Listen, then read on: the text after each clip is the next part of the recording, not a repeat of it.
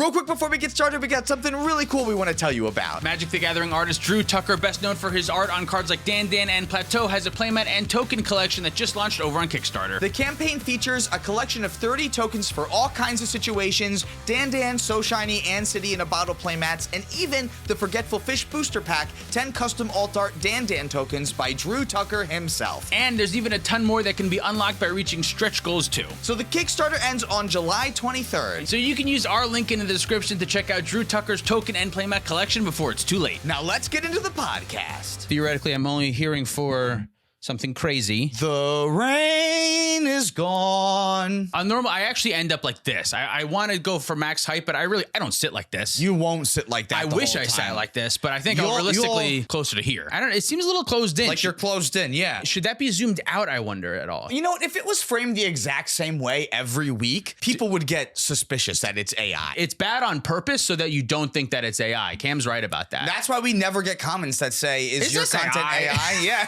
No way. I think I'm giving AI a little too much credit in this intro. You think AI could make it bad? I started watching the new Drew Gooden video because I've realized that Drew Gooden just feels the same way that I do about old curmudgeon-y stuff about technology. I used to watch Drew Gooden. Yeah, he's gone a lot into like anti-AI videos. And that's great. I love that. His latest one is just talking about like how fucked up the music industry is and Spotify dude, there's and like stuff full like that. AI bands. That fucking sucks. Dude, yeah, and like he's showing photos of like one. I'm like, none of these guys look real. Yeah. Do people think that these are real people? Because in like the album art, why would you sit like this? Yeah. And it's just so wild. I hate the world. In a dream world, I want AI to be cool. Like I want the idea of like technology that helps us with our lives to be helpful. It just seems like it's always so bad because it removes so much creativity from the world and it's so bad for the environment and all. We've talked about this before, whatever. You know what I mean? But like, yeah, it would be great if technology could help us all achieve our dreams. In theory, that sounds nice. It was like NFTs. Well, in theory, we could use this technology for something good, but instead we're just sharing pictures of monkeys with each other and spending hundreds of thousands of dollars on them until they're worth $80. Everything's good on paper. Just like magic cards. Just like magic cards, best in paper. Yeah. What's the name of this set? Marvel Superheroes. So boring. This podcast is brought to you in part by Dragon Shield. Use code PLAYTOWIN5 with the link down below for 5% off to help support the show. Welcome to the Play to Win podcast, where we talk about winning in cEDH. I'm Cam. And I'm Dylan. This week we're cheerleaders and we're talking about Marvel superheroes in Magic the Gathering, specifically cEDH. The set is here at this point. If you're watching it today, the day that this video came out, I believe that means that we're in release weekend, which means that pre-release weekend was last week, which means all the cards got spoiled like 2 weeks ago or something. After we're done recording, but before it comes out is the pre-release. Is the pre-release weekend, yeah. So we finally have all of the cards. We kind of try to wait until we get all of the full picture. And of course, we will still miss some things. But here's our first glance, some of our first initial thoughts of cards that we think that will be good in cEDH. There's a couple that we're not going to talk about that might be good in some weirdo fringe deck. We're not going to talk about that because in this set, it actually seems like there are some good cards. There's like actual powerful cards that are going to see play. We have a lot of cards to talk about. Yeah, there seems to be a lot of good stuff in here, which is pretty opposite from a lot of the other recent Universes Beyond stuffs. And I got to say, Dylan, I need to amend something that I said last week. Give it to me, yeah. Last week, I was like unsure about the flavor of the set. Yeah. And after going through everything, this kind of knocks it out of the park. It's good, right? I think they nailed it. The stuff that was like sticking in my mind was like, as I was kind of like scrolling through the internet, I was like seeing some cards from the Commander set that's just like, oh, maybe I don't know enough about this character, but it's just like Valeria Richards just looked like it was a good card. It didn't look like it was Valeria Richards or anything in particular. Just looked like a good card. As I like got into it a little bit more, I was like, nah, I'm actually having a hard time finding examples of cards that aren't matching flavor extremely well. It's better than the Spider-Man set and the Turtle set. For some reason, there's a difference, just like the level of goodness from the Lord of the Rings and the Final Fantasy, and then the Spider-Man and the Turtles. There's a difference in those for some reason, and I think that this Marvel set falls more in line with the Final Fantasy. If you don't like Marvel and you don't like superheroes, this set is not going to be cool for you. You know what I mean? Like for those reasons, like if you think the IP is lame, you think the IP is lame, whatever. I think that it is much closer to those good versions of the Universes Beyond set than it is the shitty ones, for sure. Yeah, I definitely agree. We finally like kind of got back onto the right track again. Avatar was good. Avatar was pretty good too. We don't really talk about Avatar not being good, but Avatar was good. I guess this is closer to actually Avatar. I think that Avatar is kind of the middle ground, where it's close to good. Lord of the Rings and Final Fantasy knocked it out of the park in my mind. They crushed it. I don't know anything about Final Fantasy, but both of those sets felt really great and interesting, like Magic sets. And Avatar felt very close, and this feels very close. And then Turtles and the other one felt very just far back, a little bit worse. Yeah. Well, that's our initial impressions. So do you want to get into some cards? For some reason, I'm really noticing the shadow. The shadow, yeah. It's a bad shirt. We got to put the shirt. We move on from the shirt like we're gonna move into our first card of the day. I'm ready. Yeah. Are we starting with colors? How we talking about these they're cards? sorted by artist this time. Sure. So Aaron J. Riley and Eric Wilkerson did the art for King T'Challa. Oh, I think this card's good. I think this is too. This is 1, a white, and a blue for a legendary human noble hero. That's a 3/2 with Flash. That's good. Flash is good. Oh, I thought you were commenting on my shirt. No. Flash! It was a command, not an observation. Oh no, my nipples showing.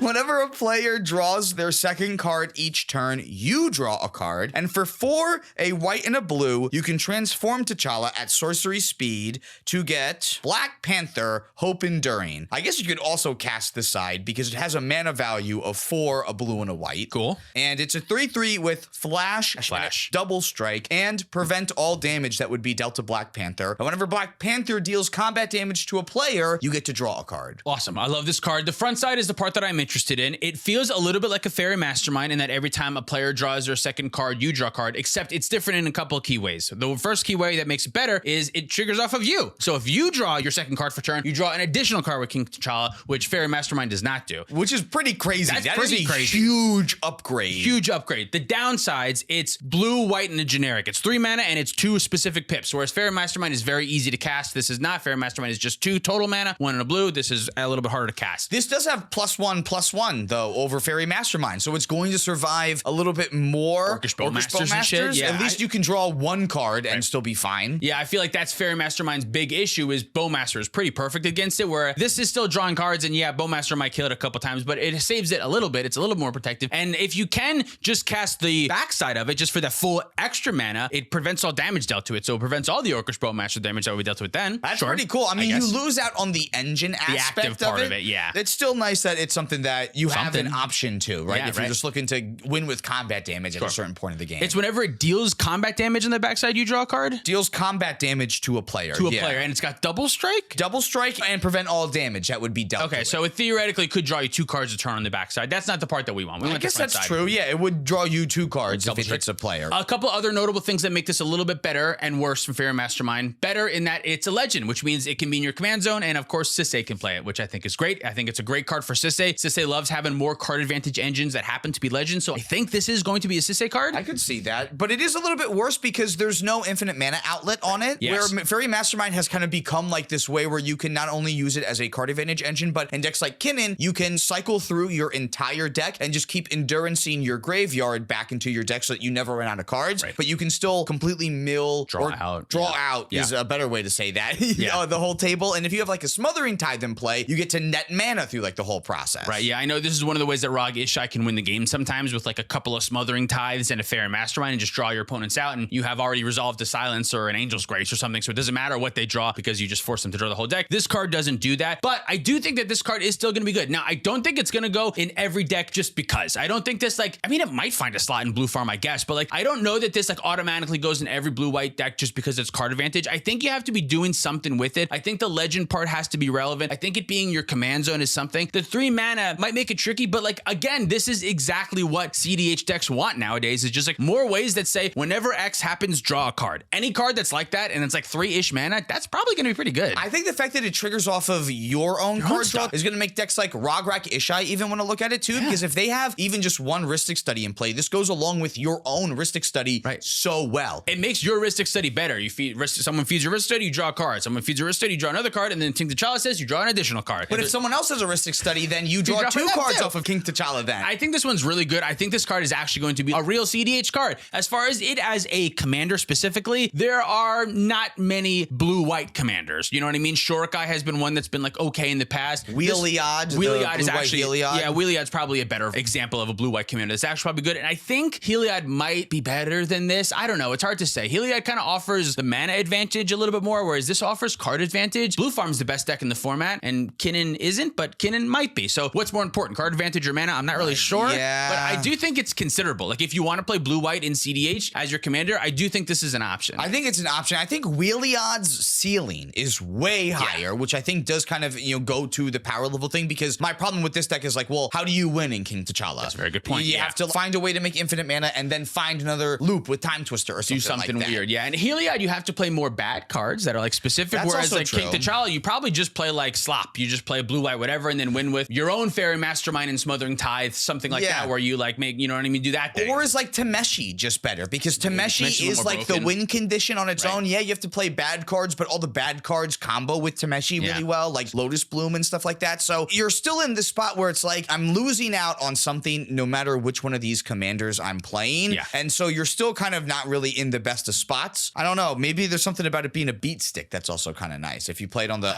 opposite side, you start getting in and you can play Commander's Plate or that sounds so bad. Other things to make them bigger. So bad. No, it sounds so bad. I think this card's in consideration for a lot of different decks. I think it's good. I would rate it 3.75 is what I'm going to give it. I'll be with you. 3.75. It might end up being better than that, honestly. But yeah, for now, that sounds fine. We're going to move on to Dan Brenton. Dan, I'm going to have to stop reading all the artist names because I'm looking down and I'm like, I'm going to embarrass myself quite a bit. So our next card is Black Widow, Super Spy. This is 1 and a black for a legendary human spy hero that's a 2/1 with Menace. And whenever Black Widow deals combat damage to a player, that player exiles cards from the top of their library until they exile a non-land card. I like this wording already. Pretty good. That's a wording that we're familiar with. You may put a +1/+1 counter on Black Widow, and if you don't, you may cast the exiled non-land card until end of turn, and mana of any type can be spent to cast that spell. Very excellent job reading. I don't know that this card's actually good, so we don't have to talk too much about it, but it does do a couple things that are interesting. It's a legend. I don't know if Sisei wants this because it doesn't really do that much, but it's kind of card advantage. It has menace. It has evasion. You're guaranteed to get a spell out of it. It's kind of like a Ragavan, except you don't get the treasure. It's and like 100% more expensive. And 100% more expensive. We don't have to spend much more time. I just thought it was like close enough to like, I don't know, maybe in a low color deck? In a Tymna deck?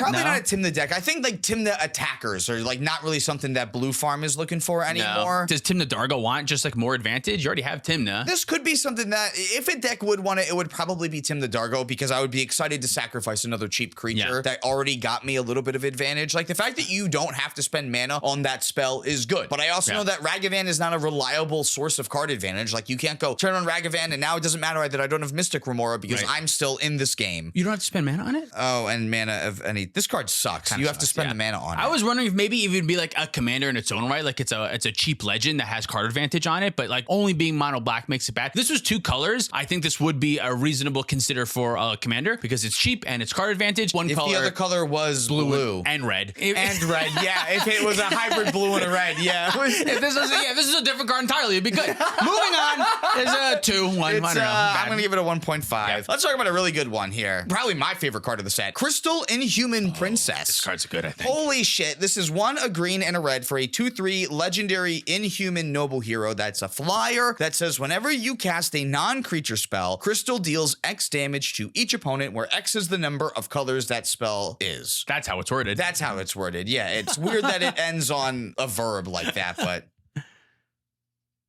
Or is an adverb in that case? The colors is. Is a state of being. Oh, so it's a noun. A mindset is... I don't know. I thought it was a preposition. I'm not the grammar guy. But Crystal also taps to add red, green, white, and blue. Or blue. Doesn't make 4 mana. Doesn't make 4 mana. Yeah, that's one of those true. colors, yeah. You add one of those colors, but it could tap for any of them. What's the size of this card again? A 2/3. Couple things notably that this card does right away. Do you remember Vivi? This is a Vivi. This is Vivi. It doesn't trigger off of colorless artifacts. It has to have a spell with a color that triggers it, right? We'll trigger it, but it will deal 0 damage. Which means that with your curiosity effect, that won't draw you 3 cards. That's the main thing that we're doing here. The fact that this is also technically a 4-color commander because of the adding of the pips. You can play all 4 colors in your commander deck with this card. So you end up getting 5 curiosities in the deck now because in addition... Up to 5. Up to 5. I don't know if you want to play all of them. Why wouldn't you? Because I feel like in Vivi, that was the best thing that you were trying to do was you were trying to find either curiosity or you you were trying to find the Ophidian Eye, or you were trying to find the creature whose name is Tandem Lookout. And once you had one of those, you were able to just start basically going through your entire deck, because every time you cast a non-creature, you would draw 3 cards. But Tanuk, when we got Tanuk, whenever you got a landfall trigger and you could deal a damage to each player, you had Keen Sense and Snake Umbra that basically did the same thing, let you draw 3 cards every time a land entered then. And this deck gets to play all of those cards. And it gets access to 2 additional colors that those other 2 decks did not have access to. Pretty relevant colors too. Getting white for Enlightened Tutor to find any of these enchantments, getting access to Smothering Tithe in a deck like this, getting access to maybe Savine's Reclamation to go along with an Intuition pile for your Underworld Breach sounds kind of reasonable in a deck like this. And green. And green. And green. And green. And green. And green. And then there's green. You also get, I don't know if you want to play fucking Veil of Summer. Dude, honestly, probably because it's a non-creature spell. Like I'm a little bit more incentivized to want non-creature spells. Like even some of the creature tutors that could go find Tandem Lookout even feel good and would still trigger Crystal. Finding like Worldly Tutor to find the Tandem Lookout might be something. I'm not sure. I also think that this could be a Jeskai Ascendancy deck. I saw Sam Black talking about that. Being able to play Birds of Paradise in your Jeskai Ascendancy deck, it seems like something. It's definitely helpful because the issue that this has over Vivi is that like Vivi can stack up a bunch of counters so that way when you activate Vivi, you're making like 9 to 13 mana and just easily winning the game. Crystal doesn't do that. Crystal gives you access to like 1 more mana to help you like recast another spell that you ended up drawing into, and then you still need to rely on the rest of your deck to kind of piece things together and hope that adding 2 additional colors to your deck does not fuck you up by making your mana base way worse. Whereas like Jeskai Ascendancy allows you to Valley Flood Colorine your commander that way, so that way you're always able to have 1 additional mana, kind of turning your commander into a multicolor Burgie for every spell that you cast. Short of Valley Flood Coral only untaps the specific creature types though, which this is not one of those creature types. You're using Jeskai Ascendancy as like your Valley Flood Color. Oh, I understand. It's just kind of trying to compare it to something else. Yeah, for sure. I don't know if you want to play things like Dramatic Reversal and Hidden Strings. These are cards that I've been playing a little bit more recently, and stuff like that will allow you to like also untap your thing to cast more spells. So you Hidden Strings, you untap your commander, you draw 3 cards, tap your commander for another mana, you cast something else and keep going. Anything that essentially like lets your commander become Ral, I think just makes it really good. Like anytime you're getting a 1 mana discount on a 2 mana spell, I think that's really nice, especially because I feel like this deck is going to be very pip hungry because we want to make sure that we're casting actual factual spells so that we can trigger Crystal. Right. So I always want to make sure that I have like another pip then too. Honestly, I'm not exactly sure what direction this deck could go in. I think it could very well be a full-on turbo storm deck. It could be like Ral and Vivi plus 2 colors, and it can just like you just draw a bunch of cards and storm off and win the game. This deck could also be like a mid-rangey controlling slap deck. A slap machine for sure. It's great with Rhystic Study. It's great every time you counter someone's spell, I'm going to draw 3 cards. You know what I mean? Like you your can play Commandeer is going to replace itself immediately with all 3 cards. And because you're in 4 colors, you get access to all of the mana engines. You get the Cabbage Merchant, and you get Tataru Taro, and you get the Smothering Tithe, and you get all of these other like mana engines to go along with your like wonderful card advantage that's like right there in the command zone. And you basically get access to 5 more hits at a card advantage engine. You're not adding 5 more card advantage engines to your deck. Kind of want to keep that in mind because once you draw the second one, put them both in your commander, and then do they stack? You are Why enchanting 2 instances of whenever this creature deals damage. So got to imagine that they would. Oh shit! You're literally just adding 5 more card advantage engines to your deck potentially. If you've played Delny, this is a 2-power creature, and when it triggers, it'll trigger twice with Delny out. Fuck, dude. I don't know if you need to do all that. You know what I mean? But that's something. Snake Umbra will give it +1/+1, but that's still 4 more that like would still kind of work with that. Yeah. That's also true. Delny does like kind of crack this wide open then too, right? Because like Harmonic Prodigy was also something that like you could do with Vivi, but you can't do that with this Crystal, isn't a wizard, right? Because she's not a wizard. Right. No, she's a noble hero. I think this card has a legitimate shot of being like an actual tier 1 commander. I could be overshooting that. I would say arguably Vivi is like the 10th best commander in CEDH right now. Like it actually is like one of the decks. You'll see it. It'll win. It'll do well. I think this is better than Vivi. It does something very similar. You have a little bit less mana, but 2 more colors and colors that help the strategy out quite a lot. Getting access to Keen Sense, getting access to Smothering Tithe is like just really good for a deck like this that just draws a lot of cards. To find all these things like we said. I think my only concern is going to be that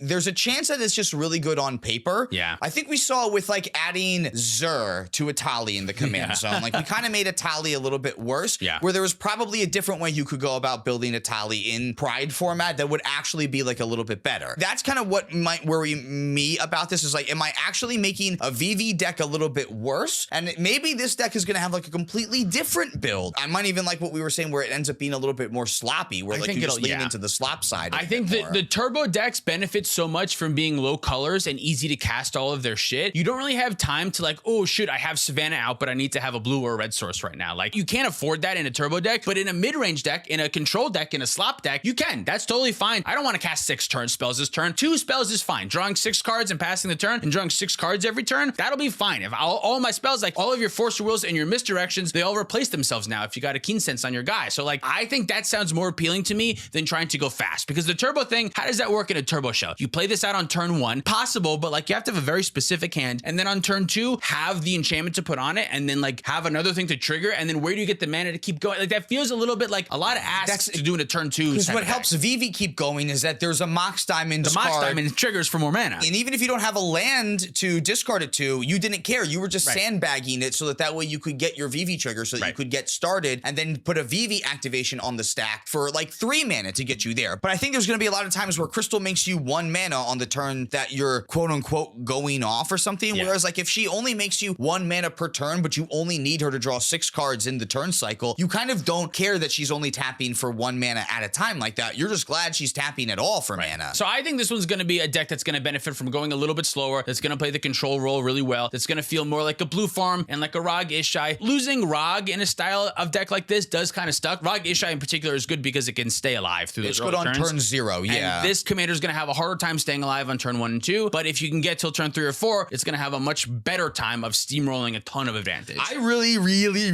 want to try this deck out. I think I'm going to give her a 4.5 because if Vivi's going to be good, I got high expectations for Crystal too. Yeah, I'm going to give a 4.5 too. I think I'm going to be with you on most of these cards today because number 1, I don't feel very confrontational or argumentative today, and this card also just seems like it's good. 4.5 sounds great. You know, I think Atali is like the 3rd best deck in the format. Yeah, I would say it's Rogsai, Ral, then Atali. I think it depends because I just beat Ral the other night, so I might. Not me though. There was somebody else playing Ral. Well, that's also true, but you haven't beaten my Atali deck with your Ral list either. So have we played? No, we haven't played yet. So as far as I'm aware, it's still up in the air. We keep on getting a couple comments of like when I'm going to play Ral on the channel because I keep on showing the overhead test hand so much. And realistically, the answer is probably not for a while. Unfortunately, we record our things like kind of far in advance at this point. We're like a month out right now. But so often, whenever we play with somebody else, I'm playing a Patreon submitted deck. So it's very rare that I get to play my own decks. But the next chance that I am able to play my own deck on the channel, it will be Ral. Don't worry. For sure, yeah. We talked so much about this card. Crystal's going to be very good. I'm pretty sure. Let's talk about another card. Vision Quest is X, a blue and a red for a sorcery that lets you search your library and or graveyard for an artifact creature with mana value X or less and put it onto the battlefield with X additional +1/+1 counters on it. And if X is 4 or greater, it also gains haste until end of turn. And if you search your library this way, shuffle. I don't know what this does, but this is a rate that we haven't gotten really before. A blue-red tutor is like rare. That doesn't happen often where you get a card that's in blue and red that searches some things. I don't know if this is good now or if this will maybe be good later when something gets printed. Here are some of the artifact creatures that I think that this card can find. Number 1, Esper Sentinel. A 3 mana, 2 powered Esper Sentinel feels good because it gets the counter on it, so it's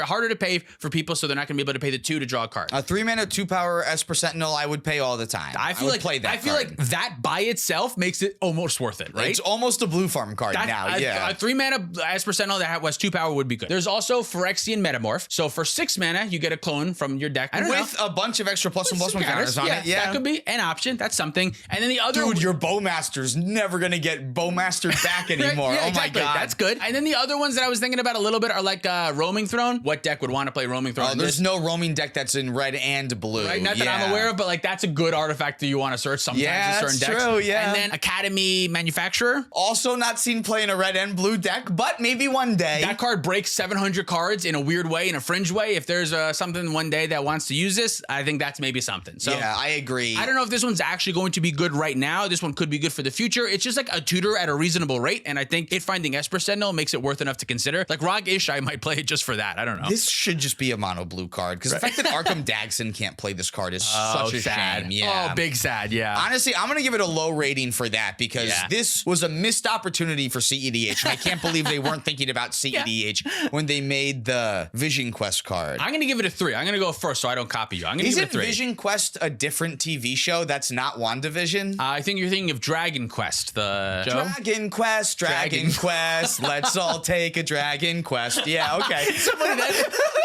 That is what I was thinking. That's Dragon Tales. Now that I sang the song. But that's what I was thinking when I said that.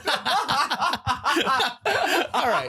What do you rate this card? A 1. I'm going to give it a 1. Only 1. Okay, fine. You know, you said a lot of good things about it, and I do think it's better than a 1, but I'm really sad about the Arkham Daxon thing, so I'm going to give it a 1. It is a personal issue. What are you going to give it? What's 3? I think it's a 3. I think that's the real rating. Yeah, I think it's close enough, and I think it's a card that's going to get better and better over time. Let's talk about the second of 2 Black Widows now. Yes, this one's a little better. This is the Agile Avenger, where for 1 a red and a white, you get a 2/2 legendary human spy hero with menace, and whenever an opponent draws their second card each turn, you get a +1/+1 counter on Black Widow, and you draw a card. This is like King T'Challa that we just talked about, except strictly worse in almost every way. Because of the mana cost. The mana cost is the same. It's still 3 mana. The red pip over the blue pip. You can't pitch this to Force of Will. That sucks. No, yeah, you can't already. It's way worse. Flash versus not, the yourself versus the opponents, for the upside of being able to flip it maybe versus no upside. Maybe this is a Winota card. It's a human. What's Winota drawing that it really cares about on, you know what I mean? Yeah, like things that they have to cast that are now interactable. Right, Shit. yeah, that kind of sucks. So I don't know, but the line of text, whenever an opponent draws their second card for turn, you draw a card. Like I said, that's something that cEDH players are always looking for. Whenever X happens, draw a card. I want to look. I want to think. I don't know. I give it like a 2. This would be for Zerda, Dawnwaker decks that are just low color that. decks. Boros decks are going to be interested in some card advantage sometimes. Here's another card that some Boros decks are going to be interested in, and probably more decks too. Kevin Glint did the art for Hex Magic. This is 2 and a red for a sorcery arcane.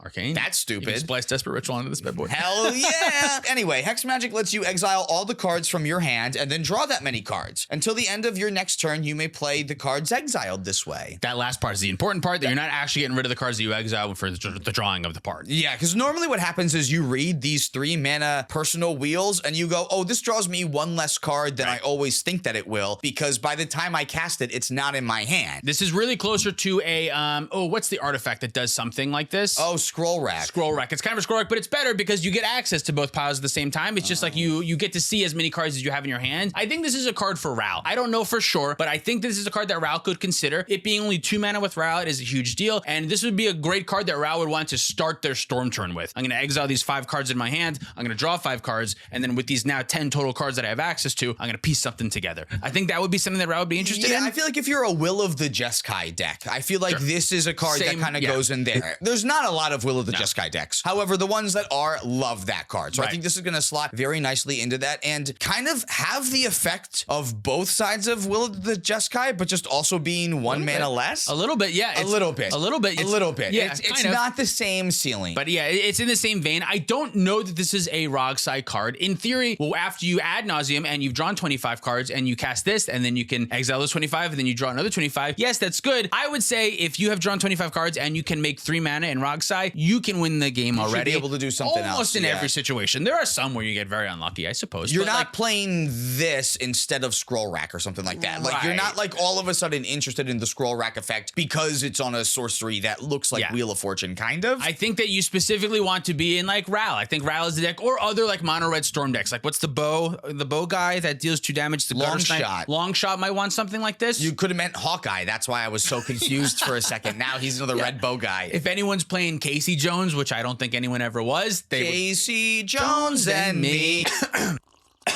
This card will be interesting in 1 deck. It's probably around a 3. I don't know that I'll see much more than that. At first glance, it reads a little bit like a wheel, but it's notably not a wheel at all, because what a wheel does is fill you up from 0 to 7. That's what a wheel does. If you have 7 cards in your hand, this card's dog shit. So this is like a reverse wheel. Rather than casting a bunch of spells and then a wheel, you cast this and then you want to cast a bunch of spells. It's weird because it gets better if you have more cards in your hand, but you never really want to cast it when you have more cards in your hand. The whole point of a wheel is to cast it when you have no cards in your hand. And it's going to be a little bit like tricky with Ral, because Ral does run out of cards often. A lot of the cards that you're going and playing are like exile 2 cards from the top of your library. There are some like draw 2 card thing spells, whatever. So like there are times, but like more often than not, this is going to be the like I play Ral on turn 1 with 2 mana and I pass, and then on my second turn I still have 2 mana. I play Hex Magic, exile the top 5 cards, I draw 5 cards, and then hope that there was like an extra mana left over and a ritual here, and I hit another ritual there, and I can piece some shit together. Can you imagine getting silenced? That would be terrible. Yeah, so awful. Sucks. Because all the cards are gone. Yeah, all those cards are gone. I think this is a 2.5, maybe a little higher than that, but it really only goes in one deck, I'm pretty sure. 2.5 is why it gets that rating, because Yeah. it goes in one deck solidly, even though that was a 0 I just made.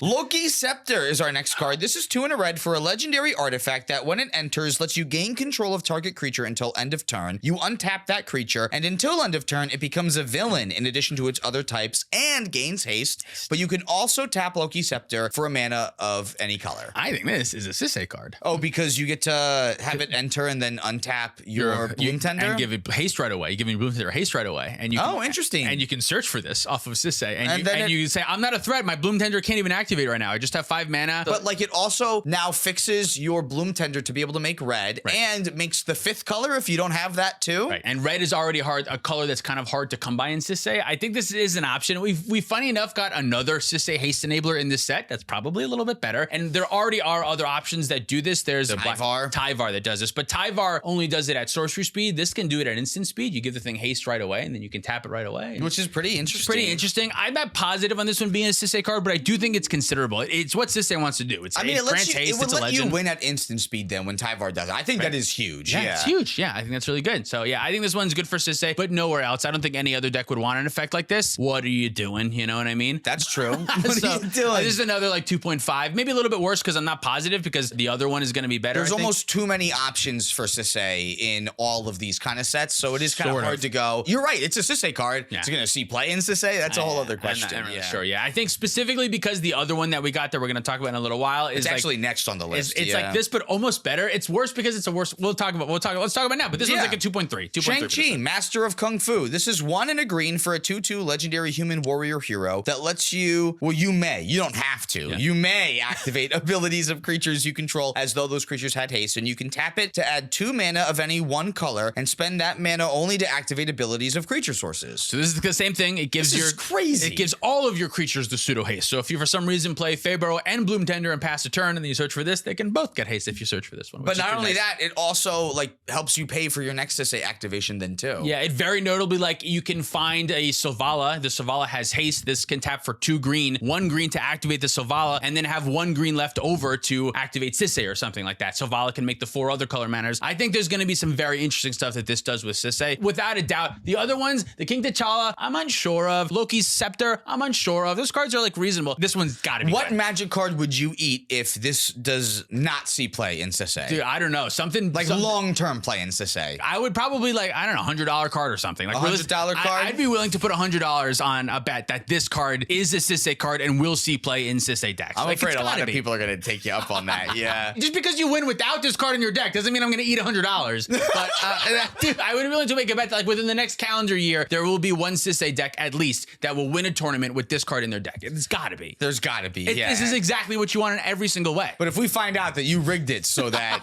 he has to eat it, that doesn't count. That doesn't count. Yeah. I give this one a 3.5 just because it doesn't only go in Sisei. I think there are other creature decks that would consider something like this. Tayum. Maybe Tayum could look at something like this. Maybe if you're playing mono green Selvala, any of the mono green commanders, this would also be good in any of those mono green commanders. If anyone's playing any of those true. Or something. Yeah, I think I might show that I don't know anything about Tayum, but it could be a Tayum card. Yeah. Yeah, we learned don't say the card goes in Tayum. Just don't talk about Tayum ever. Yeah. This does something very unique, and at 2 mana, I think it's an exciting card that I think other decks are going to be interested in. Let's talk about another card that sees play in one deck. This is Vision of Love. This is a route card. Yeah, it's a route card. It's 1 and a red for an instant that lets you sacrifice an artifact or discard a card, and if you do, you can draw 2 cards. You don't have to do that. If you just want to cast a spell you can cast Vision of Love. Yeah, it's not an additional cost, right? So like you can just cast it and not discard or sacrifice anything and not do anything, and then that's okay. That doesn't come up as much, but this is already better than some other cards that Ral already plays. There are some 2 mana effects like this that do this at sorcery speed or don't give you the option of discarding or sacrificing something. This one, without a doubt, even more so than Hex Magic, this one 100% will go in Ral decks because it's better than cards that Ral already plays. Do you think we got so many Wanda and Vision cards only because of their TV show? I think we got more than we would have if the show didn't exist, maybe, but I don't think that we got necessarily a lot. I just think that they are blue and red aligned characters, and blue and red cards are more often good in cEDH. But every version of Vision that we got is colorless. That's true. What do people think of the Vision and Wanda? Are people fans of these characters? I think people are fans of these characters, yeah. Great. I'm happy for them then. Yeah, I think this was just way more Wanda and Vision than I think I expected. Yeah, this one's going to be great in Ral. It doesn't go in anywhere else, but it's already better than cards that I see pop up in Ral lists all the time. So yeah, for sure, this one's going to be good. Absolutely. It being instant is also necessary, like very huge, because Ral wants to cast like spell 3, 4, 5, and 6 all at the same time. So being able to stack them all up at instant speed is really huge. I like this card a lot. What do you say, 2.5? This one's like a solid 3. This absolutely goes in one tier 1 deck. 2.5 would be like maybe it goes in 1 or 2 decks. I don't want to keep giving 3s to go. This goes in one deck, it's a 3. I feel like that number feels pretty high for it only going in one deck and never seeing play outside of something like that. Okay. Because then I feel like we do have to start talking about every single little thing about like, well, because Teshar could play it, there are CEDH. Teshar sucks though. Rao's good. That's why I give it a 3. If it was a deck that nobody ever played, I would give it a lower rating. But since Rao is, in my opinion, a tier 1 deck, that's what makes it a 3. Okay. We also haven't been tracking these. Like, we're not going to be able to have a 10 list, right? You haven't been like... I won't have a top 10. Because, I mean, there's only 17 cards we're talking about, so most of them are going to make the top 10 This is the anyway. top 17 cards of That's the list. The top 17 list. Marvel cards in CEDH. Yeah, if I were to give it a rating, it would be, this definitely goes in one tier 1 deck and no other decks. That's the rating. There you go. I agree. Let's talk about Nick Fury, Agent of SHIELD. 1 white mana for 2/1 legendary human spy hero with power up so that for Wooburg, you can put 2 +1/+1 counters on Nick Fury. I feel like you can stop reading. It doesn't. For Wooburg, it can do an action. That's what this card does. For Wooburg, it allows you to be a 5-color 1-mana commander in the command zone. We can read it what it does if you want to. Yeah, there's something with a vehicle maybe? Yeah, you can put a hero, equipment, or vehicle from among cards, some number of cards you looked at from the top of your library. Maybe you can find a skull If it's a clamp or double something. face card, you can transform it because it goes on the battlefield. Yeah. That whole thing sucks. They do this every set where they have a commander that is 5 colors that you could play all of the cards from the set in this deck if you wanted to make a set commander deck. Because I can't choose which Marvel superhero. Yeah. I can't choose which Teenage Mutant Ninja Turtle I want to build around, so I want all. Nick Fury is a great choice for that. It being 1 mana is the part that's unique. We have never had this before, a 1 mana commander that is all 5 colors. This one will also probably be good. This archetype already exists and does well from time to time. Just 5-color pile. Doesn't matter who your commander is. You rarely do anything with them. It's just a 5-color breach deck or whatever. This is going to be the best version of that. I think this is better than Terra, and this is better than the Turtles, and this is better than Ezio and all those other shits that you can play one little weird gimmick and then your 5 colors besides that. This is no gimmicks really. Rather than like putting a couple extra enchantments in your deck for Terra or Turtles, you play a couple extra creatures because sometimes they'll get big or whatever. Rather than any of those gimmicks, you just play Fierce Guardianship and Deflecting Swat and Mox Amber and all that shit, and it's just a 5-color good stuff deck with a 1-mana commander. Yeah, you don't have to worry about like a win condition somewhere else. You just like have your Mox Amber turned on for white, which is a little bit weird. That's cast silence. Who knows? You can still cast silence. I think it's still fine to have, like, I'd rather have that mana than not have that mana,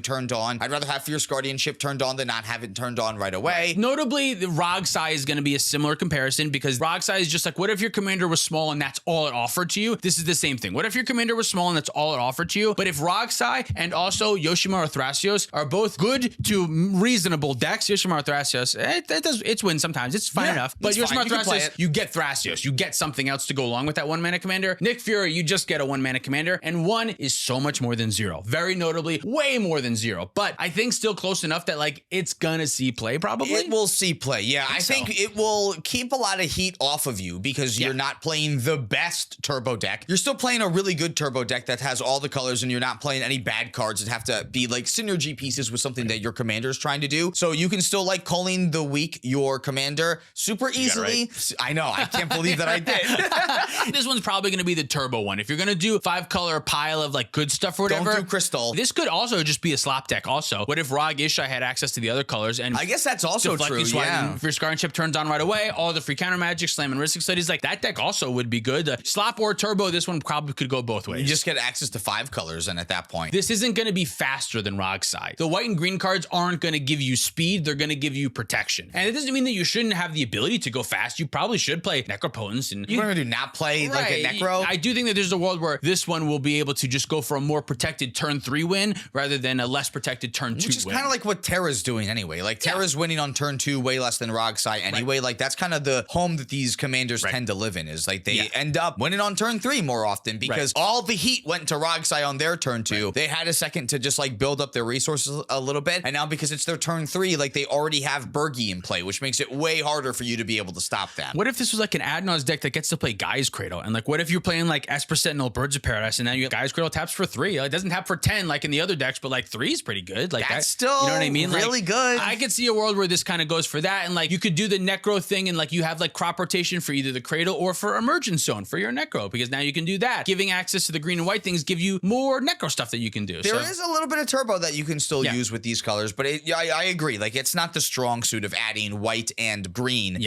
to the turbo strategies. I think this one truly, I'm going to give this one like a 4. I think this and Crystal both have the opportunity to be actual mainstays in cEDH. I could be wrong about that, but I don't think I am. I think just 1 mana is like good enough for 5-color deck. Until we get a 0 mana 5-color commander, this is going to be the new thing that the 5-color players are going to move on to. Right, yeah, I think so. Now let's move on to Captain America's motorcycle. What? This is a fucking prop. This is 1 in a red for an artifact vehicle with flash. It's a 3/1 if you crew it. When it enters, target creature or vehicle gets +2/+0 until end of turn. Sounds like probably irrelevant. But it has crew 1. Magda might want this. Look at that. Yeah. This is kind of nice because it lets all of your dwarves, even Dwarven Armorer, which is a 0/2 before Magda comes out, still be crewable. Because it gives something power on enters? Magda would also be able to plus up its when it crews, it gets too. bigger. Okay. It now has the power to crew. Because the problem with a lot of like Magda's station stuff and with Magda's, what's the fucking mechanic? Crew?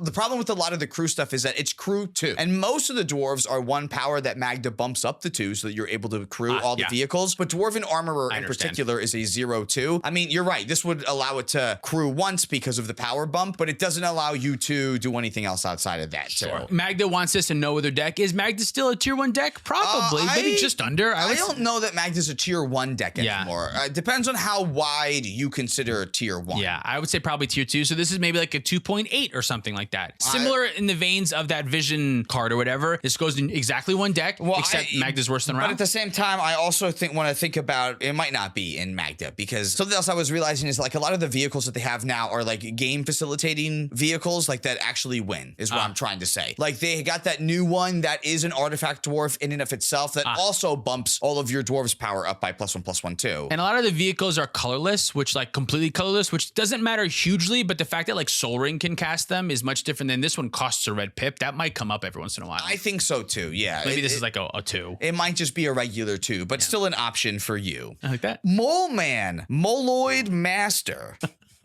Moloid, I don't know.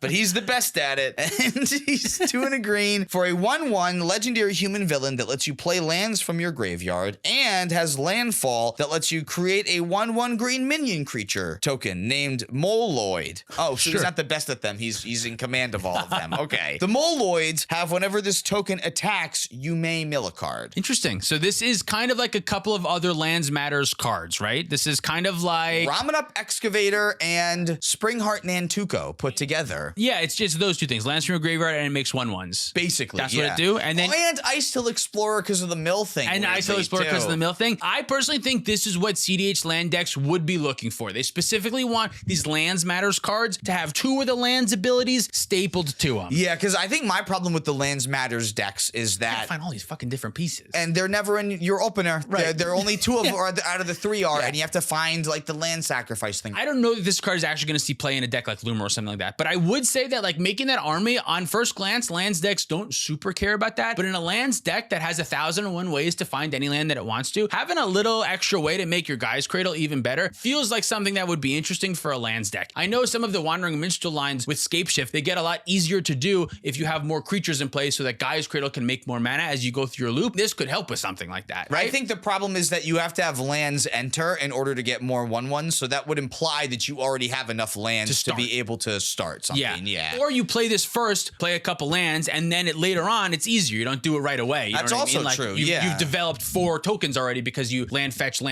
Now you have 5 creatures, Guy's Cradle taps for 5, and you're off to the races. So if you end up having a way to do like multiple land drops a turn, I think that's really where this gets cracked. Which Wandering Minstrel plays a couple of those cards. A couple of them, yeah. Multiple land drops. So I know for sure this is going on my casual AC deck. For sure. Luma and Wandering Minstrel I would not consider to be tier 1 decks, but they are reasonable cEDH strategies that you can look at. The Wandering Minstrel is way better than Lumra at this point. Yeah, probably. I don't know that Lumra is good. I don't know that Lumra is any good. I think Lumra was a flash in the pan, and it was a cool thing that you could do with lands. Again, I think there's too many pieces, and I think that the problem with this being like these 2 pieces in particular is that like you can't mill yourself over right away. You have to pass the turn, and then you can mill 1 depending on how many of these Moloids you're able to end up attacking with. On its own, it doesn't give you multiple land drops, which means that you can only really mill 1 on the turn after this comes into play, or maybe even the turn after this comes into play. Because if you landed and then don't have a land drop because you already played your land drop to get this thing out, you have to wait another turn before you can trigger it again. Yeah, so it's slow. If this had the two other versions of Ice Till Explorer, like instead of the mill thing, if it let you play lands from your graveyard and an additional land for turn, I'd be way more psyched on it. But I think because it trades the additional land thing for the 1/1s that can mill, which is still like a strong ability, I don't think that's something that the lands decks are missing as much as like some of the other pieces. You're probably right about Lumra also. I think at this point, if you wanted to go what Lumra was doing, which was like kind of difficult to interact with mono green strategy, I think the Cabbage Merchant does that better. And if you want to go with a land strategy, the Wandering Minstrel gives you more access to like the good, powerful land stuff, and it allows you to be a little bit, I don't know, quicker, but like more protected. You can play counterspells and shit. So and if you want to cast your commander from the command zone a ton, play a Tali. Lumra is just slightly outclassed in cEDH in a couple of different ways. It doesn't mean that it's not like playable. You could, like, if you're a competent pilot, I'm sure you could still win a bunch of games with Lumra. I'm not saying that you couldn't. I just like, I would personally rather do something else in either of the categories that Lumra does. That's the thing. This one definitely goes in Lumra, Wandering Minstrel, probably no other decks. Probably no other decks. But the more pieces that get added to this land puzzle, we've talked about a lot, where like this land strategy feels like it's getting better and better. Yeah. And the more of these pieces that we get, the better that strategy gets. So. Unless like this is a Rogthras card, and that because like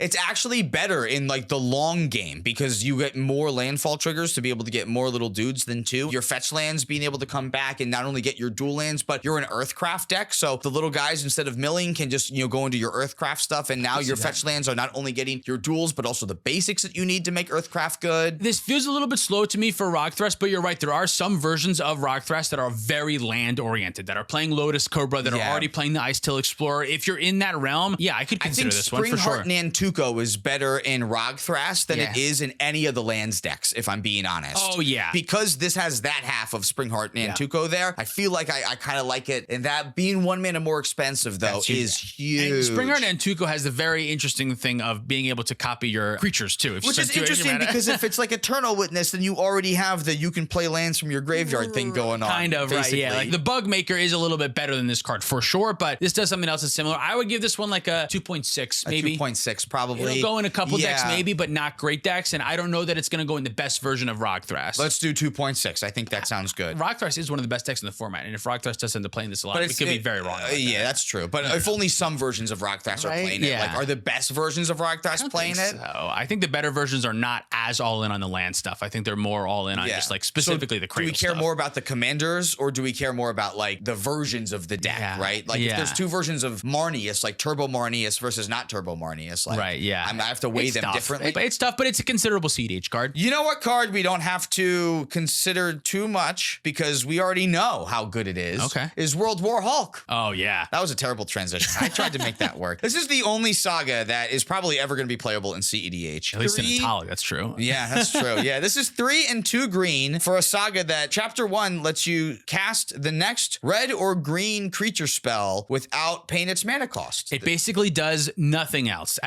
For what we're talking about, this casts a Tali for 2 green and 3 colorless mana, which is 5, and 5 is less than 7. Now, it's only good for that turn, so it's not like I can like bank in a Tali for later, right? But still, like if you're able to ramp to 5 instead of 7 on turn 1 or turn 2, that's way easier than ramping to 7. Double green is actually weirdly tricky for I've had a lot of players sometimes. already tell me that it's a little tricky to do. It's a red deck that lightly splashes green for food chain and a couple of other things. Realistically, like Eternal Witness, I guess. But by the time you're casting Eternal Witness, oftentimes you're either winning the game or losing the game. Right? Yeah, here's other stuff that I want to keep in mind, though. Like, I'm keeping that Call Time enchantment, Open the Omen Paths in the deck because it allows you to cast an enchantment with that green mana, which I think is interesting because it specifically turns all of your red mana into the green pip. Specifically, I'm keeping Metamorphose in the deck for kind of the same reason. Orcish Lumberjack is a good card. Sure. And like my build, which not every Atali build is like leaning in this direction, but I'm still on Yavimaya in the deck because times where I need to untap with my Orcish Lumberjack and having like a second forest seems pretty nutty. And you're on Cradle also. Cradle's still not going to be as good in the early game as much as like a Yavimaya and Orcish Lumberjack kind of combo is going to be, but it's still something that like you can do. Like it's still going to be very helpful. So it's not the end of the world trying to come up with 2 green pips. End of the world. End of the World War Hulk to come up with these green pips. That was a good find. Yeah, and I think also it's important that like not every single card has to facilitate turn 2 Atali. Some cards can be better at converting your turn 2 Atali into a win, and I think Gaia's Cradle does that. Like flipping into a crop rotation and finding Cradle, and now your Cradle taps for 4. Oh, that's really helpful because that allows me to cast a thing in your hand. Like can't just like have everything cast turn 2 Atali. You have to be able to do something with that turn turn to Atali. That's the other Some cards thing can too. help with that. There's going to be times where you flip into this and you go, well, Atali's, Already here. Yeah, it's not in the command zone. Like, this is the first thing that I get off my Atali, but like, Hellkite Courser's like that already, and we still love Hellkite Courser, right? And even if you cast this for free off of an Atali, like if you have like an Eternal Witness in your hand, okay, well, the Eternal Witness is free now. You know what I mean? Like, it still does something. Now probably. the Rionia that was in my hand is going to get me another Atali Exactly. or something like that, right? So there's still going to be stupid scenarios that you're going to be thankful that this was still something that you were able to spin into. What are the other modes? I know I said they don't matter, but what do they do? On chapter 2, you get to put 3 +1/+1 counters on target creature you control, which is basically like Time Walk on this thing. Yeah, you could maybe protect your Orcish Lumberjack from an Orcish Bowmaster in the future. You set up Atali so that it's still a 3-turn hit on somebody. And then on chapter 3, you choose target creature you control, and until end of turn, you double its power and toughness against trample. Never mind. Oh, that's nice. So it's a 2-turn hit now. Well, you play this, get Atali into play. On the following turn, you make Atali a 10-bar creature and you attack them for 10. And the following turn, you attack them for 20. You know, or there's a world where it took you 3 turns. It didn't change back at all. If you couldn't win on that Atali, but you have enough mana on your next turn, you flip Atali, turn it into a 14/14 with the Infect Clause, so that there's no way they have enough power to ever block that. Yeah. I hate where that's going. Yeah, none of that's going to ever be good, but it's a 5-mana Atali that's going to be reasonable for this card. Is this a 2.9? This is the best card in the set. It's a 5. Oh, okay, sure. 5 it is.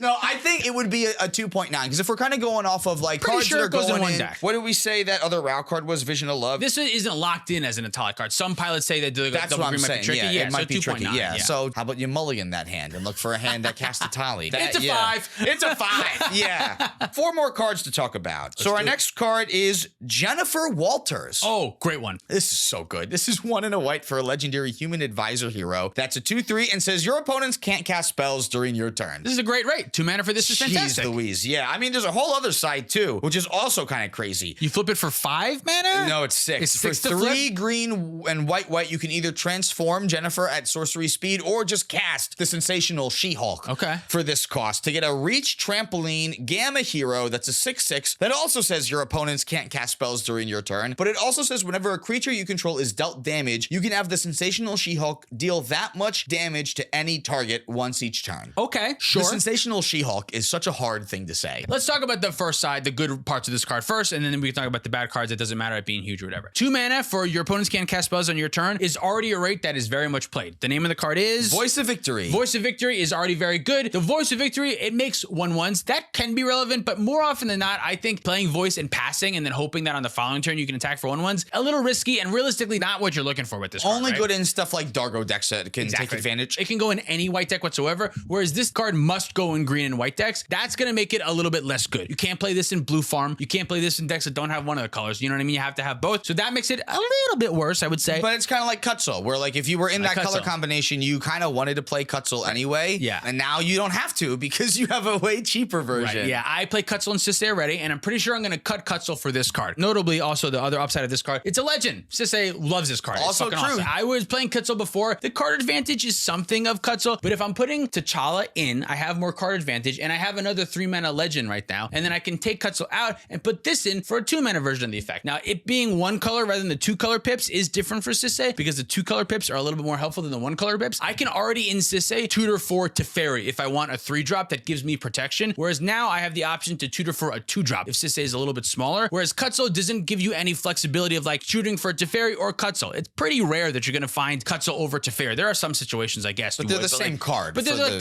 for the most part, they're like the same card. So you're going to find Teferi because Teferi is better because Teferi protects you on other people's turns too. So if you want to find the effect for cheaper, I would say Jennifer Walters is probably better than Cutzel. So I'm certainly playing Jennifer Walters and Sisse. And then every other green-white deck, I think this card is considered in. Absolutely, yeah. Thrasios Timna's definitely going to play it. Sure. Bridget. Bridget is the only deck that could ever maybe take use of the flip side of this card. And I don't know that it ever really would because you can spend your mana on other shit. But like sometimes you got to attack for damage and get people dead. And the backside could help you do that. The fact that it's like removal on the backside too. Like there's a world where if Orcish Bowmaster is pesking you, like you can just, this is a 6/6 and you're just going to fuck that thing up. Send your damage at my thing. I'm going to send damage right back at your Bowmaster. Like that could be something. That's pretty great. Also in like the new Crystal, this can go in Crystal. This is protection that goes there. Also true. Like, you know what I mean? Any green white deck, whatever. This is a considerable option because this is a rate that we already see play in CEDH. This is like a 4.7, right? This is going to be insanely high up Goes there. in every CEDH deck that can play it, I would say. Every green white CEDH deck would want this card. I'm giving Jennifer Walters a 5. A true 5. Probably the best card in the set. Yeah. It's either that or World War Hulk. I'm not taking like, you're not argumentative today, so. I was gonna say it's Crystal, Nick Fury, or this. I would say it's way better than Nick Fury. Nick Fury is so replaceable and is not going to be true. like the cEDH tournament staple of all staples because everything does something better than what Nick Fury does. Except for Nick Fury does something better than all of the other 5-color piles. Which already do stuff worse than every other deck in the format because none of them are like at the top of tier 1. Let's talk about Bruce Banner. Bruce Banner, card we saw 1,000 years ago. That's coming finally. Well, Bruce Banner is another cheap commander. He's a 1 blue mana legendary human scientist hero that's a 1/1. For XX and tapping him, you can draw X cards at sorcery speed, or you can transform them, or just straight up cast the Hulk for 2 red, green. And the Incredible Hulk is a legendary Gamma Berserker hero with reach and trample and enrage of whenever the Incredible Hulk is dealt damage, put a +1/+1 counter on him, and if he's attacking, you untap him, and there's an additional combat phase after this phase. Did you remember that there's an infinite combo? Caltrops. Forgot all about that until right now. Probably, if you were to build this deck for cEDH, you would probably build it something similar to Rogthras, where you have a couple little guys, you make some mana, and then play Caltrops. And then you have play Caltrops. And then rather than being able to dump all of your mana into a Thrasios, you probably just like let all that mana go away most of the time and don't do anything with it at all. And sometimes you win with Caltrops. Or no, you get to put it into Bruce Banner and draw a few cards. Sure. I don't think this one is actually going to end up being good, but a 1-mana commander, we just talked about why Nick Fury is good. It's close enough, truly. Like, how are you going to show me this card after Nick Fury? We should have done this in the opposite direction. Right. Being cheap and giving you a 1-card win con, that's close enough for cEDH for this to be considerable. I guess it's true. Nick Fury does not have a 1-card win con in this. Yeah, and you're in blue, so you have a ton of ways to look for artifacts. Red even gives you a couple of weird ways to look for artifacts. Your Mox Amber making blue feels really good. Pretty nice, right? Rather than making just red for a Rog, although with Thrasios it'll make blue or whatever. But I'm going to give him a 2. Because there's no good way to find Caltrops. You have the Transmute 3-drop. Yeah. And that's really it. I don't know. That was beautiful. I love that. Yeah, this is probably not going to end up being good just because Rogthras will do what this deck wants to do a little bit better, I think. Dr. Doom, Unrivaled. Interesting card. Is our next card. Yeah, this is 2 and 2 black for a legendary human sorcerer villain with lifelink. He's a 4/4, and you can tap him to draw a card and lose 1 life. Then if you have no cards in your library, you win the game. And you win the game even if you have 0 life or didn't draw a card. We've seen cards like this before. Obviously, this is like a Thassa's Oracle or Laboratory Maniac or Jace Wielder of Prodigy. No, Jace Wielder of Mysteries. Yeah. This one is a legend and can go in your command zone, and it combos with Demonic Constellation and Tainted Pact. That's kind of funny. It's slow. It's 4 mana. Historically, every time there is a 4 mana commander that has to be cast, pass a turn, and then get back to their next turn and do something, none of those commanders are any good. This doesn't sound slow to me. Turn 1, Dr. Doom off of Dark Ritual, and then turn 2, win the game off of your Tainted Pact. I agree. That's so fast. I do think that this is probably better than Zur. You know what I mean? Like Zur, 4-mana commander, play it, pass, get untap, and do a Necro thing or whatever. This you can just like any tutor to find you the Demonic Consultation, win the game once you untap with it. Exactly. That's kind of neat. You just need 4 mana on turn 1 and 4 mana on turn 2. You don't even need 4 mana on turn 2. You need 1 mana on turn 2. Demonic Consultation and 1 mana on turn 2. That's true. That's really all that you need, right? You need. If you only have 2 mana on turn 2, but you have Vampiric Tutor on your upkeep, you can Vamp Tutor. And you can do this at instant speed also. You can. Someone says, oh, I think I have a Dispel for you. Don't cast it. You can, okay, I'll just pass your turn. Won't cast it, you can Demonic Consultation at any point and then draw right afterwards and win the game on the spot. That's gross. The issue with this is that this probably does like nothing else. Only wins the game. The drawing of the card is a super slow rate. That's not great. It's card advantage in the command zone. But you're right. Yeah, it is card advantage in the command zone. It honestly is weirdly considerable to Crick. Crick? How do we agree that we say that card? We disagree on how we say this card. I say Crick. I'm going to say Crick because I'm disagreeing today. Crick does something similar. Crick is very fast. Crick, normally the way that I see Crick play out is you cast Crick on turn 2 and then like go for a win right there on the spot. Whereas this one, it's more likely that you have to cast Dr. Doom on turn 1 or turn 2 oftentimes and then make it to your next turn and then also tutor or find a way to get the Consultation and Tainted Pact. And it's super easy. All they do is they counter your Tainted Pact and then you don't do anything. Nothing happens. Oh, because you're in mono black. Yeah, you have black. no way to you can't protect fucking say shit about it. And I also want to say that I love the flavor. I love the fact that it works with Doomsday and the fact that you can crack your Doomsday pile, which is a notable thing that you have to do with Doomsday is you have to find a way to start drawing the first card out of the 5 cards you leave in your library. And it also helps you finish the Doomsday pile because most Doomsday piles win with some sort of removing all the cards from your library and then casting a Thassa's Oracle and winning the game. And this can help you win the game after you get through those 5 cards. So I think it's so flavorful that it works really well with Doomsday. What I think is not flavorful is that they called him Unrivaled and his abilities worse than Laboratory Maniac. He is rivaled. And Thassa's Oracle. Yeah. He's pretty rivaled, actually. And I'm sure there is a pile with actual Doomsday in your mono black deck where you could cast Doomsday, maybe pass a turn, or just even right away, cast Doomsday, draw the first card. You got 4 cards left. It's a Street Wraith, cycle of Street Wraith. You have 3 cards left. I'm sure there's something I can't think of right now that would allow you to get to the end and then start the pile. You can't win with Dr. Doom. You have to finish the pile. But you get the It's idea. not a starter pile. It's a finisher pile. Yeah. There's something there. I don't realistically think that this will say real cEDH play, but I do think this is a fun LobbyCon deck. Yes. This is a fun cEDH deck to play with your friends, and it does a silly thing and you do it or you don't. That's good. You know what I mean? But I don't know that it'll see play just because it doesn't offer you really anything else. You know what I mean? It's a slow win. If the meta gets into a spot where like we kind of want Divining Witch again and have like the consultation effect on a creature, like this will be nice to have the Thassa's Oracle effect on a creature that like this too, where like we don't have to cast any spells to win the game. We should put Divining Witch in this deck too, by the way. Oh, sure. I think I agree. I don't know if this is going to see more than fringe cEDH play for LobbyCon decks. Which is kind of weird because like on paper, this one feels like it should be good. It works well with the best combo in the format. You know what I mean? Like you would think it does exactly what cEDH is all about. Like it says win the game on a commander. You can tutor for it with Sisse. You know what I mean? Like, it seems like it should be good, but for some reason in my head when I play it out, I feel like in practice it's going to feel kind of bad. Now that you're on Thassa's Oracle, Demonic Consultation, and Sisse, you might as well throw this in there. Yeah. I'm going to give Dr. Doom a 2.5. Yeah, I think a 2.5 sounds good. Not a 2.5. 2.5. Yeah, we're doing fractions. The Mind Stone is our last card. Oh, that sounds fair. This is 1 and a white for a legendary Infinity Stone artifact that's indestructible. It taps for white, and for 5 and a white, you can harness it if you also tap it. So that way, at the beginning of your end step, exile up to 1 other target non-land permanent you control and return it to the battlefield under its owner's control. This card is probably not going to be good. I think it is interesting. 2-mana rocks are neat. 2-mana rocks that cost a pip is less neat than Arcane Signet. That is for sure. Absolutely. And I tried the Soul Stone in Sisse and overall did not like it because black wasn't a color that I was looking for very often. White is a color that I'm looking for quite often in Sisse. It's one of the most important colors in the deck because Sisse is white and there's a bunch of other white stuff. So like there is a shot where I try this stone in Sisse. I talked about previously that if they made a white Soul Stone, I'd probably try that. And I do think I would be interested in trying this one. It gives you the white pip towards Sisse. It's mana. That's kind of everything you want to do. It could be good there. And weirdly, I don't think so. But if like Yoshimaru Thrasios wants to make a bunch of mana and then on the end step use this to flicker their Derevi or something to untap the Guy's Cradle, maybe. Yeah. I don't know. Maybe. Because outside of it being a mana rock, there is not a lot of upside to it, really. I think that's kind of like the same thing that a lot of pilots realize about the Soul Stone is that like, oh, it's kind of good for mono black decks. But again, like what makes talismans good is that they're colorless and you can play them off of Ancient Tomb. Oswald gotta love this card. It's a great Oswald right? I gotta imagine Oswald wants this. There we go. Teshar would probably play the shit out of this card. Oh, nice. We're making all the mono white players happy Look today. At that. This one would go in those 2 decks. And then in like every casual commander deck, I feel like this is like a great This is a great card. This is like such a good card. So it's always going to be really exciting. Yeah. So it's going for $65. The card is? Yeah. No shit.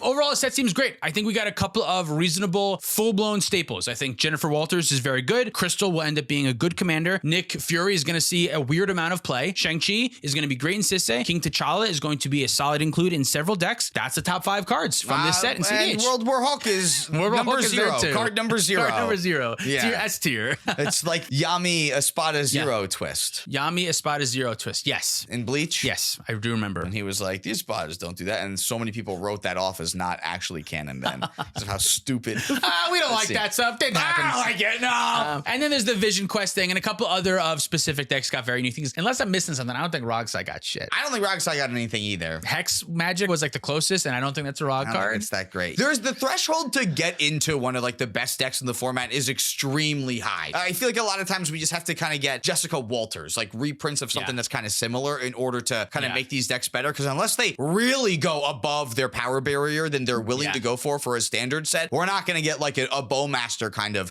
super ubiquitous thing that's going to be like that. Yeah, I don't think like Kidden really got anything that I saw specifically. I don't think Blue Farm, maybe Blue Farm would play King T'Challa. Slopped it in, eat up a lot, except for King T'Challa. That's really the sloppiest thing. Yeah. We got more commanders. I think the command zone ended up doing a lot better than the 99s did. Like Jessica Walters did really good. Sisse got a bunch, obviously. Sisse, is always going to get a bunch from these sets. A lot of one-offs for a lot of other decks, but I really think like the command zone is really the major focus of this set and seeing where like decks like Crystal and Nick Fury are going to go from here. I'm excited about Crystal in particular. Me too, yeah. Thank you so much for watching. If you like to support us directly, you can do so on Patreon, like our $100 patrons. Han Diddley, The Asian Sage, Tenception, Mac the Mad, Seabass, Not Kareth, Bob the Skull, Davishar, Abyss A, Peggy, E4 Cards and More, Red, Finks MTG, Wandering Around, Nethresmian, Mike H, Tom Bieber, Cumulative Upkeep MTG, Nathan Cohen, Mr. Jerby, Okie Toad, Penguin Man 0089, David Newman, Johnny Denver, Omelet, Rocky Halt, Pet Fires, Wilkle, Spangler, Larceny Roy, Strawberry Blue, Sparky B, S.A. Phillip, Olden Groupie, Zach Hartley, Reactive, Sean of the Ice, The Works for 72, Gare Bear, Garrett, Mace the Ace, Luke Cook, Connor Sipon, Joshua Day,